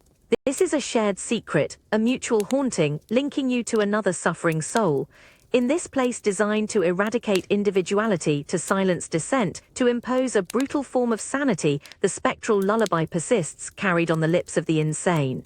It's a defiant whisper against the crushing weight of institutional reality, a terrifying confirmation that what you experienced was not a delusion, but a profound, enduring truth. You realize with a chilling certainty that the haunting isn't just external, it's internal, a melody etched onto the very souls of those who hear it, binding them across the stark, white walls of madness. The lullaby has found you not as an ethereal whisper, but as a living, breathing testament to a shared spectral trauma, connecting you to a truth too painful, too impossible for the sane world to ever accept. And in that terrifying connection, you are no longer alone. The harrowing sounds of the asylum, the sterile air, the oppressive white walls, they all recede like a fading nightmare. In their place, a profound, heavy quiet descends, broken only by your own shallow breathing. A new texture replaces the coarse institutional gown, a fine, velvety grit that clings to your fingertips. Its thick dust, layers of it, coating everything in a soft, grey shroud. The air you now breathe is stale, cold, and heavy with the scent of forgotten things, decaying paper, dry wood, and the faint, musty aroma of something long undisturbed. You are no longer on a cot, but sitting, or perhaps kneeling, on an uneven wooden floor. Your hands, small and clumsy, are resting on a large, heavy object, its surface rough and cold beneath the accumulated dust. It's a trunk, ancient and imposing, its dark wood almost entirely obscured by the pervasive grey. You run your fingers over its lid, feeling the subtle contours of its forgotten carvings, the faint impression of a rusted lock, all softened and muted by the years of untouched sediment. The dust itself feels strangely alive, a silent witness to countless passing seasons, each grain a tiny fragment of forgotten time. The light here is not harsh or clinical. It's almost non-existent, a deep, pervasive gloom that hints at an attic or a forgotten storeroom. Barely a sliver of light filters in from somewhere high above, catching the dancing motes of dust that rise with your slightest movement, making the air shimmer with tiny, suspended galaxies. You feel the profound cold of this place, not the sterile chill of the asylum, but an old, bone-deep cold, the kind that settles into neglected spaces, heavy and unmoving. It presses in on you, seeping through your clothes, making your teeth chatter slightly. From somewhere very close, almost emanating from the trunk itself, you detect the faintest wisp of that impossible scent, lavender and cold earth. It's faint, almost buried beneath the pervasive dust and mustiness, but it's undeniably there, a delicate, chilling counterpoint to the decay. The silence is profound, the kind that swallows sound, making you acutely aware of your own ragged breath. This isn't a place of bustling life or active torment. It's a place of quiet, lingering memory, a forgotten vault where time has slowed, gathering dust and silent stories. You are surrounded by the tangible evidence of abandonment, of lives packed away and forgotten. The trunk, heavy and silent under your dust-laden hands, feels like a tomb, holding untold secrets beneath its gritty surface, a profound, tactile reminder that some stories are not whispered or sung, but merely left to gather dust, waiting for a hand to brush them free. You know with a chilling certainty that this forgotten object is not just a trunk, it's a repository of a past that refuses to stay buried. The profound quiet of the dusty attic, thick with the scent of forgotten things, is suddenly, delicately broken, not by a creak or a whisper, but by a series of precise, silvery chimes. It's a faint, intricate melody, a succession of tiny, metallic notes, almost impossibly clear, rising from somewhere on the surface of the ancient trunk beneath your hands. It's the distinct, ethereal sound of a music box, playing softly, sweetly in this desolate, long-abandoned space. You freeze, your small fingers still resting on the thick layer of dust that coats the trunk. Your breath catches, ragged and sharp in the cold, stale air. Your eyes, wide and straining, dart frantically over the trunk's surface, trying to pierce the gloom to locate the source of this impossible music. No one is here. No visible hand wins the mechanism, no hidden spring is released. Yet the melody unfolds note by perfect note, a delicate, haunting cascade of sound. As you lean closer, drawn by an irresistible, terrifying curiosity, you realize it's unmistakably that asterisk lullaby. The same pure, sorrowful tune that has pursued you through the house, the city, and even the stark walls of the asylum, now played with the unnerving, mechanical precision of a child's toy. The sound seems to emanate from a small, ornate box, almost entirely buried beneath the layers of dust, its polished wood dulled, its tiny lid slightly ajar.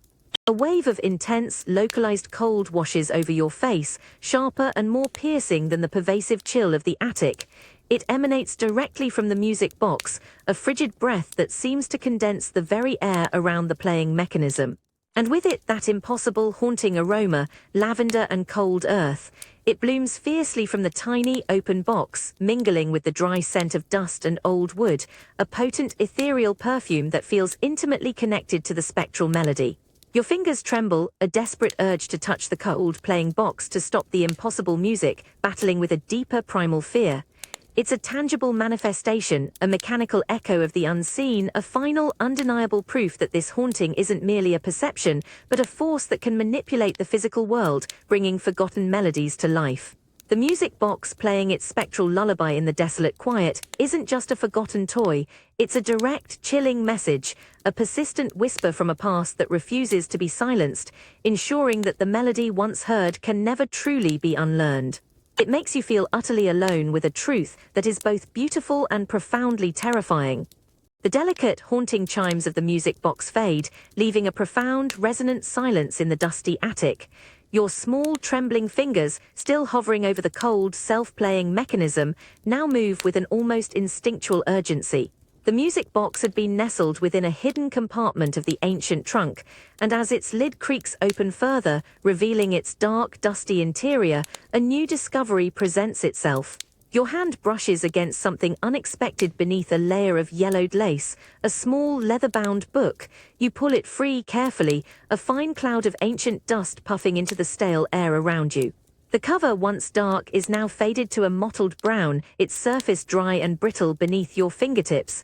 It feels strangely warm, almost feverish, in contrast to the persistent cold of the attic. As you open it, the spine groans softly, a barely audible sigh of protest, and a wave of distinct cloying scent rises from its pages. Old, pressed roses, long since devoid of life, mingled with the unmistakable metallic tang of faded ink and the dry, musty aroma of forgotten secrets. The pages are thin, almost translucent, brittle to the touch, threatening to crumble under the slightest pressure. You turn one and it crackles with a faint, papery whisper, a sound like dry leaves skittering across a forgotten path. The handwriting is small, precise, elegant yet hurried, filling every available space with dense, faded script. It's a woman's hand, unmistakably, each character a tiny window into a meticulous, perhaps troubled mind. The ink, once vibrant, is now a pale sepia, hinting at countless hours spent in quiet confession under flickering gaslight. As your eyes scan the cramped lines, the faint yet persistent scent of lavender and cold earth seems to rise from the very words themselves, a delicate perfume layered over the roses and ink, imbuing the brittle pages with a chilling familiarity. This isn't just an old book, it's a living, breathing testament to a life, a direct connection to a voice that time has tried and failed to silence. You feel the weight of untold stories, of whispered thoughts, held captive within these fragile covers. It's a profound, intimate discovery, a silent conversation with a ghost in miniature, a past reaching out, demanding to be heard through the rustle of brittle pages, revealing a truth far more personal than any spectral melody. You know with a chilling certainty that you're no longer just experiencing a haunting, you're uncovering its very heart. The brittle pages of the diary, warmed perhaps by your own touch, whisper secrets long held. Your fingers trace the faded, elegant script, the paper rustling like dry autumn leaves, and as your eyes scan the words, a profound shift occurs. The dusty attic, the ancient trunk, the present moment, they all dissolve. You are no longer merely reading, you are plunged into the very heart of the memory, standing once more in that perpetually cold, gaslit nursery, but this time you understand. The air is heavy, thick, not with dust, but with an overwhelming, palpable sorrow. The rocking chair creaks with a profound, mournful rhythm, not empty, but occupied by a figure slumped in grief. And the profound cold emanating from the cradle, the one that chilled your small hand, is now explained. You see her, a young woman, her face a mask of etched despair, her eyes red-rimmed and swollen, fixed on the tiny, fragile bundle clutched to her breast. The stiff black morning crepe of her dress, the same rough fabric you felt, seems to absorb all light, all joy, radiating only a silent, consuming pain.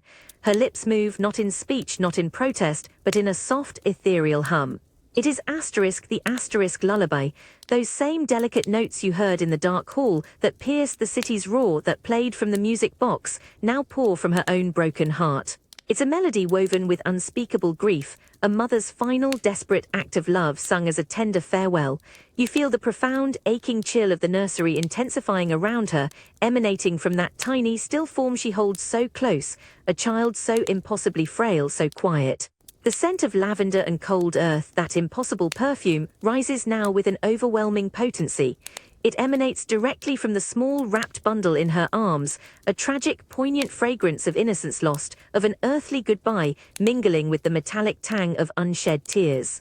You realize with a chilling, heartbreaking clarity that the cold spot was always the child's lingering spirit, the rocking chair its mother's endless, spectral vigil, and the memorial doll a frozen echo of this very agonizing moment.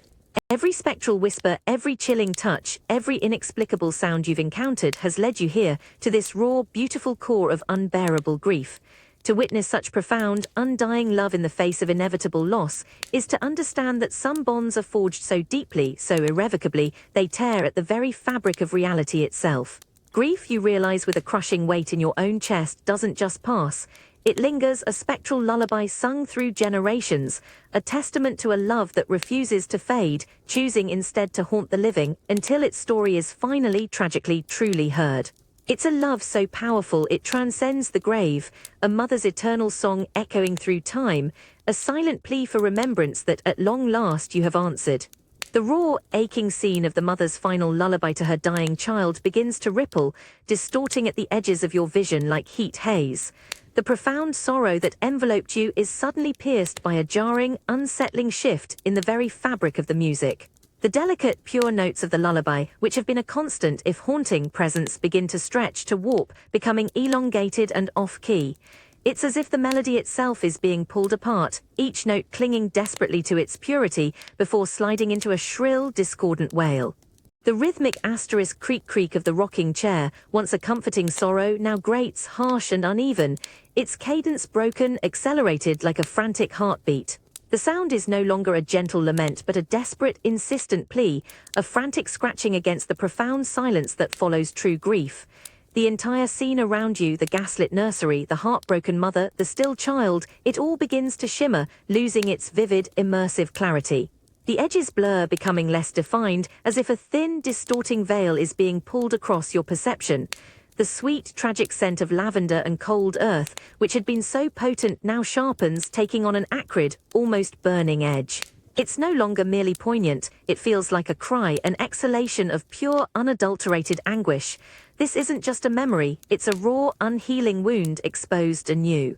The very air seems to thicken with this rising despair pressing in on your chest, making your own breathing feel shallow and strained. The intense cold that emanated from the cradle now pulses, a sharp, icy stab that feels less like a lingering spirit and more like an active, tormented presence. The mother's silent grief twists, her form seeming to waver and stretch, her face now a blurry mask of distress. The melody she hums, once a tender farewell, transforms into a series of broken, choked notes, an audible scream of a mother's inconsolable pain, magnified and distorted. It's no longer merely a song, it's a raw, guttural cry stripped of all beauty, revealing the profound terror and despair beneath. You feel a growing sense of panic, a desperate urge to escape this unfolding anguish, but you are trapped, an unwilling witness to a sorrow that refuses to be contained, twisting into a grotesque, dissonant agony. You realize with a chilling certainty that the lullaby was never just a memory, it was a cage, a beautiful prison built from grief. And now that cage is fracturing, the raw, uncontained agony breaking free, demanding more than mere remembrance. It's a profound, terrifying evolution of the haunting, transforming from a sad echo into a discordant, desperate plea, a clear, horrifying sign that the true nature of this spectral presence is not merely sorrow, but a deep, unending agony, now unleashed and demanding an answer to its piercing, broken song. The raw, discordant plea of the lullaby, a melody twisted into anguish, screams through the fracturing memory, assaulting your ears. The nursery scene warps and stretches, a grotesque tableau of a mother's inconsolable grief. The bitter, acrid tang of amplified sorrow, mingled with the searing cold of lavender and cold earth, chokes the air around you. You are caught in a vortex of pure, unadulterated pain, the spectral anguish overwhelming your very senses. Then through the intensifying chaos, a new sensation, shockingly concrete, punches through the ephemeral horror. It's a touch, a precise, undeniable pressure against your own small hand. It's a grip, delicate yet firm, made by small, cold fingers, not the smooth, lifeless porcelain of the doll, nor the spectral, unseen caress from before. This is the distinct, chilling sensation of fragile human skin, utterly frigid, pressing against yours. It's a contact so tangible, so terrifyingly real, that it rips you from the distorting vision, anchoring you in a cold, horrifying present. You gasp, a sharp, choked sound, your eyes snapping wide. The nursery scene dissolves entirely, leaving you once more in the profound, heavy darkness of the dusty attic. The discordant lullaby, however, doesn't vanish. It vibrates now not in your ears but directly through the cold, small fingers wrapped around your hand, a chilling resonance that feels like a shared, unbearable secret. The intense cold you felt from the cradle and the music box now focuses, radiating entirely from this delicate, icy grip, a palpable source of unnatural chill. Your gaze snaps down, desperately trying to pierce the gloom that still envelops the space around the ancient trunk. You see nothing, only the deepest, most absolute blackness. Yet the grip on your hand is undeniable, the feeling of 5 tiny, frigid digits intertwined with your own. The distinct, almost metallic smell of decay, mingled with the potent, almost suffocating aroma of lavender and cold earth, emanates now directly from this unseen touch, a breath of death and innocence, intimately close. A profound, primal terror seizes you. This is not a memory, not a dream, not a vision. This is here. Now, the source of the lullaby, the cold, the sorrow, it is no longer distant, no longer a spectral echo. It is present, physically manifesting, reaching out, touching you. You try to pull your hand away, a desperate, instinctual surge of self-preservation, but the grip, though delicate, is unyielding, surprisingly strong. It holds you fast, binding you to the unseen. You realize with a chilling, heart-stopping certainty that the haunting has moved beyond observation, beyond mere experience. It has finally, terrifyingly, made direct contact, taking your hand, pulling you irrevocably into its cold, silent world. You are no longer an observer. You are now intimately, physically connected to the spectral source of the lullaby, a prisoner bound by a small, cold, unforgiving hand. The icy grip on your hand remains, a cold, unyielding tether in the profound darkness of the attic. The discordant lullaby still resonates, vibrating through those tiny, frigid fingers, a constant, unsettling hum beneath your skin. But then a new sound begins to assert itself, growing from a distant murmur to an insistent, relentless assault. It's the drumming of rain, not a gentle patter, but a heavy, driving downpour, hammering against the exposed slate roof directly above you. The sound is immense, an overwhelming percussive rhythm that vibrates through the very timbers of the house, shaking the dust from unseen beams. It's a relentless, hypnotic beat, each heavy drop a tiny metallic asterisk thrum against the brittle stone, a thunderous roar that threatens to drown out every other sensation. The attic, already cold, seems to grow colder still, filled with the raw, elemental chill of a fierce storm. The air itself feels damp, heavy with the fresh, earthy scent of rain, mixing with the mustiness of old wood and the persistent, chilling perfume of lavender and cold earth. The cold grip on your hand tightens almost imperceptibly with each intensified crash of rain, as if reacting to the storm's fury, pulling you deeper into the darkness. You try to pull away to escape the physical connection, but the small fingers are surprisingly strong, their hold absolute. The discordant lullaby warps and strains under the relentless drumming, its notes elongated, stretched thin, like fragile threads threatening to snap in the tempest. It's a battle of sounds, the raw, elemental fury of nature against the persistent, spectral cry of the unseen. You feel a profound sense of claustrophobia, not just from the confining darkness, but from the sheer weight of sound that presses in on you from all sides. The ancient house itself seems to groan in protest under the deluge, its timbers creaking and whining in symphony with the rain. Tiny rivulets of water, seeping through unseen cracks, begin to trickle down the rough plaster of the walls, leaving dark, spiderweb-like trails that glisten faintly in the near-total blackness. The air grows heavier, wetter, clinging to your clothes and hair, intensifying the bone-deep cold. This isn't merely a storm, it feels like the very heavens are weeping in harmony with the spectral anguish that surrounds you, amplifying its desperate plea.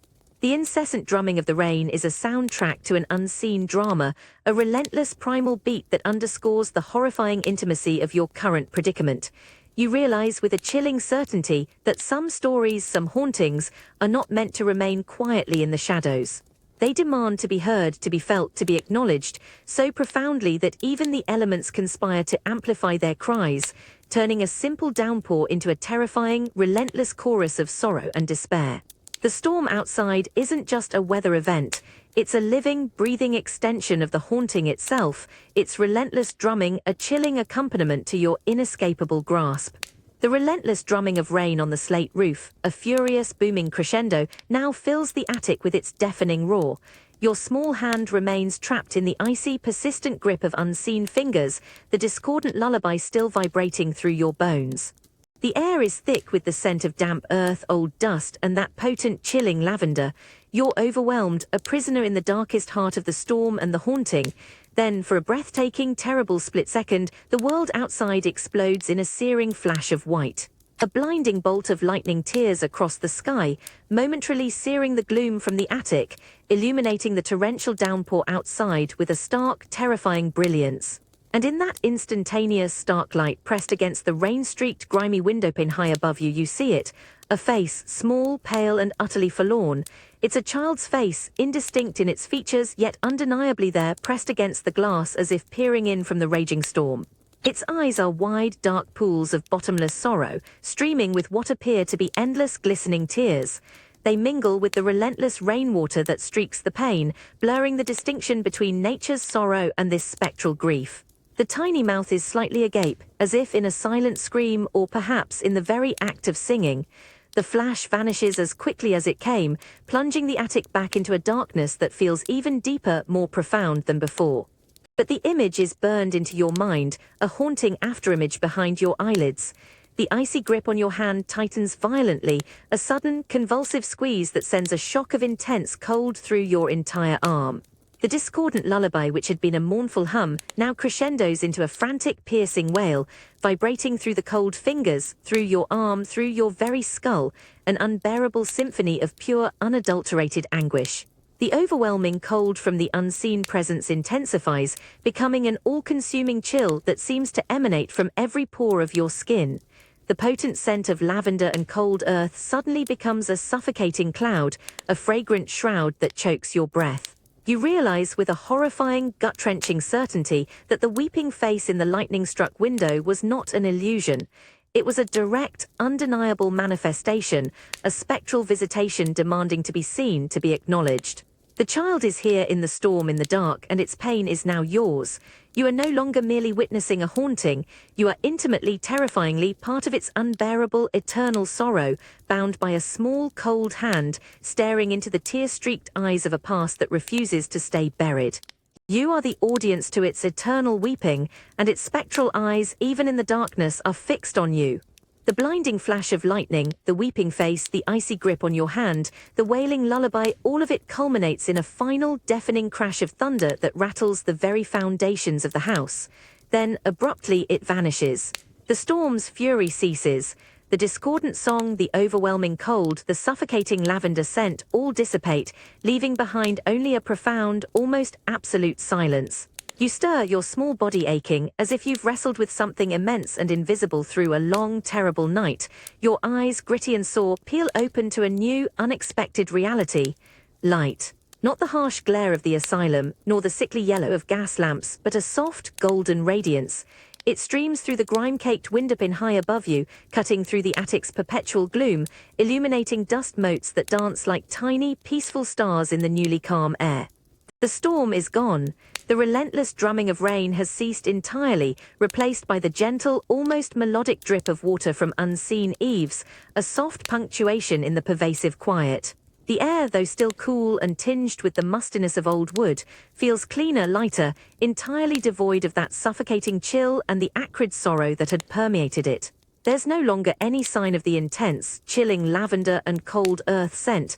It has completely evaporated, leaving behind only the dry, dusty smell of undisturbed antiquity. You push yourself up, your muscles stiff, your small hand, which had been locked in an icy grip, now feels strangely light, unencumbered, yet still faintly tingling with a lingering cold. The ancient trunk beneath you, once a source of spectral music and hidden grief, now simply sits, a silent, dust-covered sentinel. The music box, its lid still slightly ajar, is motionless, its tiny metallic notes utterly silent, its surface cold and inanimate beneath the light.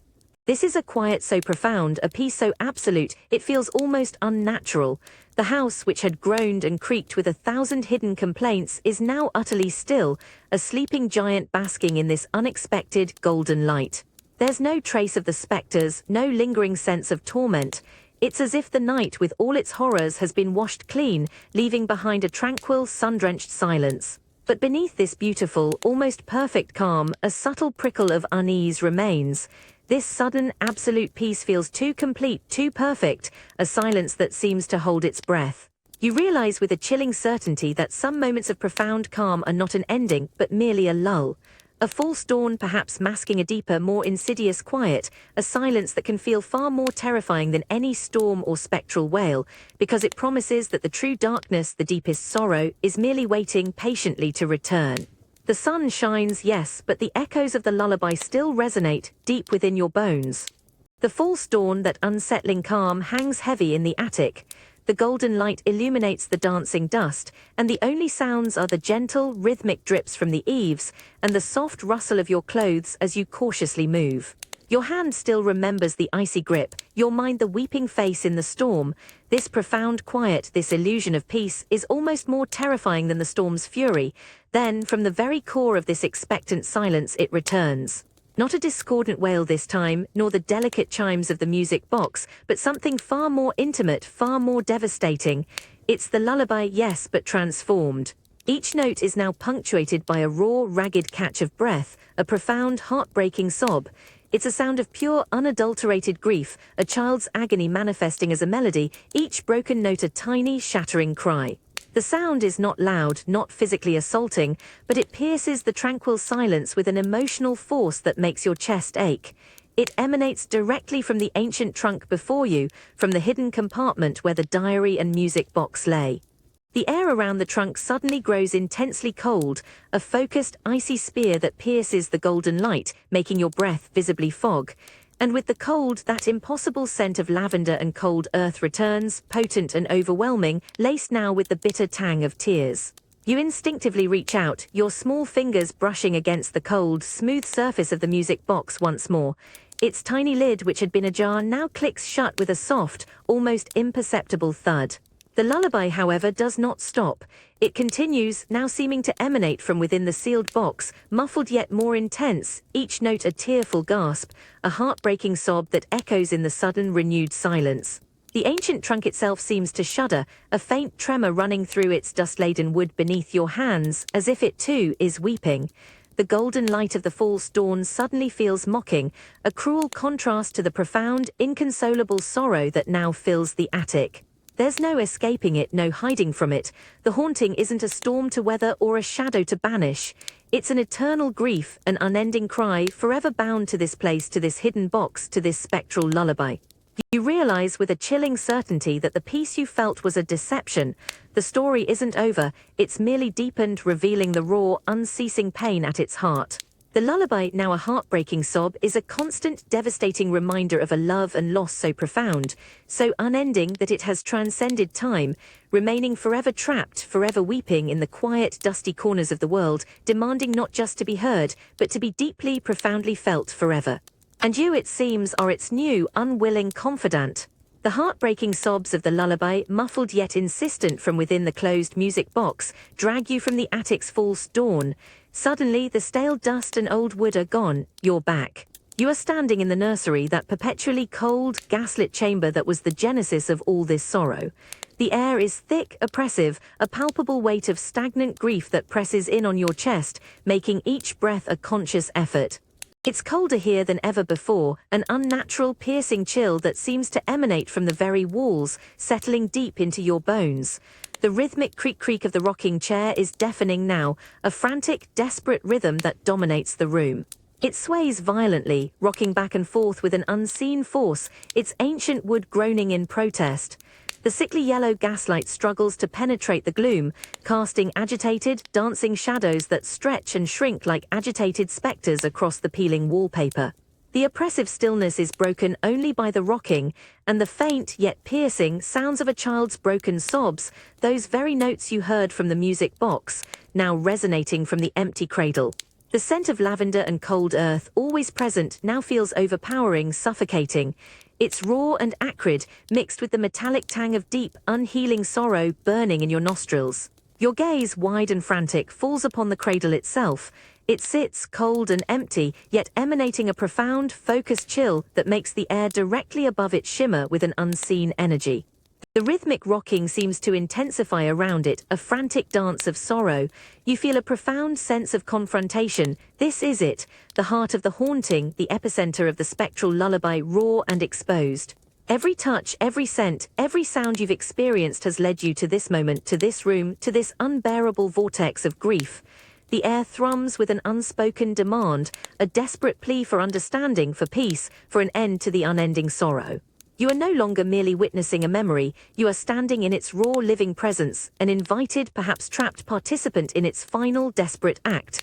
You feel an immense pressure building, a profound energy that crackles in the air, a silent scream that promises a terrifying culmination. The child is here, its sorrow boundless, its voice a heartbreaking sob that demands not just to be heard, but to be acknowledged, to be comforted, perhaps even to be finally laid to rest. And you, in this oppressive, freezing air, are its last, desperate hope. The nursery pulses with a raw, unbearable grief. The rocking chair sways frantically, the gaslight flickers wildly, and the heartbreaking sobs of the lullaby emanate piercingly from the empty cradle. The pervasive cold, the suffocating lavender scent, the metallic tang of sorrow, it all presses in, demanding an answer. You are at the epicenter of a child's unending anguish, an anguish that demands solace, not confrontation. An instinct, primal and undeniable, washes over you, cutting through the terror. It's not a thought, but a profound, overwhelming urge. You move not to flee, not to fight, but to comfort. Your small body, still clothed in the heavy morning crepe, kneels beside the rocking chair, its frantic creak-creak now a desperate plea. You reach out, your hand trembling, and gently, slowly place it on the smooth, cold wood of the cradle. The moment your skin touches the cradle, the room convulses. The frantic rocking ceases abruptly, an immediate profound silence replacing its desperate rhythm. The wild flicker of the gaslight steadies, its sickly yellow glow softening, becoming almost warm. The piercing cold that emanated from the cradle and through the entire room retracts, like a tide pulling back, leaving behind a gentle, almost comforting coolness. The suffocating lavender and cold earth scent, which had been acrid with anguish, mellows, transforming into a sweet, peaceful fragrance that fills the air. The heartbreaking sobs of the lullaby, which had been a raw, piercing cry, instantly soften. The discordance vanishes, replaced by the pure, tender notes of the original melody, sung with a heartbreaking sweetness, a gentle, sorrowful hum that seems to emanate from the very air, from the cradle, from the deepest heart of the house itself. It's a song of peace, of release, of comfort finally found. You close your eyes, a profound sense of calm washing over you, a quiet empathy that transcends fear. This isn't an exorcism, no rituals, no grand declarations. It's simply an acknowledgement, a moment of profound shared humanity across the veil of death. You feel a gentle, almost imperceptible pressure against your hand, a light touch on the cradle's wood, so fleeting it could be imagination, yet undeniably there. Then a subtle warmth begins to emanate from the cradle, a gradual comforting heat that spreads through your fingers, through your arm, through your entire small body, banishing the pervasive chill. The lullaby, soft and true, gradually fades, growing fainter and fainter, until it is nothing more than a whisper in the tranquil air, a memory of a song now finally at peace. The room, once a crucible of anguish, now feels quiet, settled, its air clear, its light steady, its profound sorrow finally laid to rest. You realize with a humbling, heartbreaking certainty that sometimes the most powerful force against fear isn't defiance, but profound, unconditional empathy. Some souls don't need banishing, they simply need to be heard, to be acknowledged, to be comforted, finding their peace not in oblivion, but in the tender, understanding touch of another. The lullaby has found its ending, not in terror, but in the profound, quiet solace of human kindness, a gentle act that finally brought peace to a century of weeping. And as the last note fades, you are left with the quiet, lingering warmth of that connection, knowing you have given comfort to a child who waited for it for so long. A profound, gentle quiet descends upon the nursery, settling into every corner like a soft, comforting blanket. It's a silence you haven't truly experienced since arriving in this strange, haunted reality. This isn't the oppressive, watchful quiet of the drawing room, nor the heavy, expectant silence of the séance. This is an entirely different kind of stillness, a peaceful, almost hallowed silence, one that feels full rather than empty. It hums with the soft afterglow of a shared understanding, a resonant calm. You still kneel beside the cradle, your small hand resting on its warm, smooth wood.